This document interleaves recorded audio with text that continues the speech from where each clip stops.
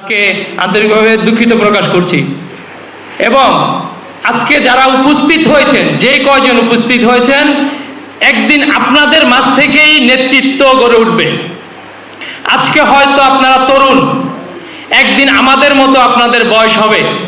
সেদিন আপনারা যেদিন নেতৃত্ব ধরবেন, আজকে আপনাদেরকে শিখতে হবে দেশ কিভাবে পরিচালনা করতে হবে। মনে করতে পারেন আজকে এসেছি ছোট পরিসরে, ছোট্ট একটা দল, এটা চিন্তা করার কোনো মানে নেই। কবে কোন দল কিভাবে করবেন, কোনো না কোনো একদিন এদেশের হাল আপনাদেরকেই ধরতে হবে।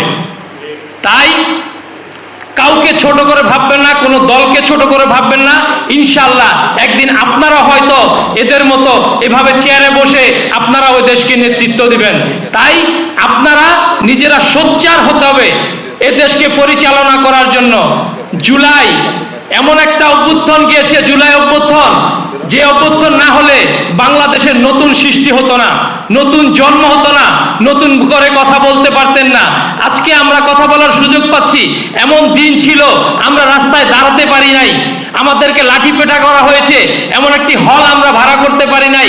এগুলো কোনো মিথ্যা কথা নয়, বাস্তব, এগুলো আমরা দেখেছি, বাস্তব দেখেছি। আমরা প্রেস ক্লাবের সামনে পর্যন্ত নারায়ণগঞ্জে দাঁড়াতে পারি নাই, পুলিশ আমাদেরকে সেখান থেকে উঠিয়ে দিয়েছিল।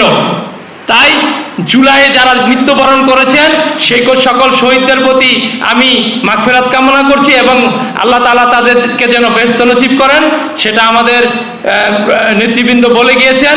বেশি সময় ক্ষেপণ করব না। সবাইকে ধন্যবাদ। লেবার পার্টির যত কর্মকাণ্ড হোক আপনারা সেটাকে সফল করবেন। আপনি যখন একটি পণ্য কিনতে যাবেন, সে পণ্যটার দাম যদি 1000 টাকা হয়, 1050 টাকা হয়, 50 টাকার জন্য যদি আপনি পণ্যটা না কিনতে পারেন, তাহলে আপনার 50 টাকাকে মূল্যায়ন করতে হবে।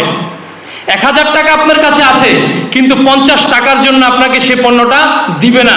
সে 50 টাকা হচ্ছে লেবার পার্টি। তাই আমি বলবো এই 50 টাকাকে মূল্যায়ন করুন, আপনি 1000 টাকা দিয়ে পণ্য কিনতে পারবেন। ধন্যবাদ সবাইকে। আসসালামু আলাইকুম ওয়া রাহমাতুল্লাহি ওয়া বারাকাতুহু।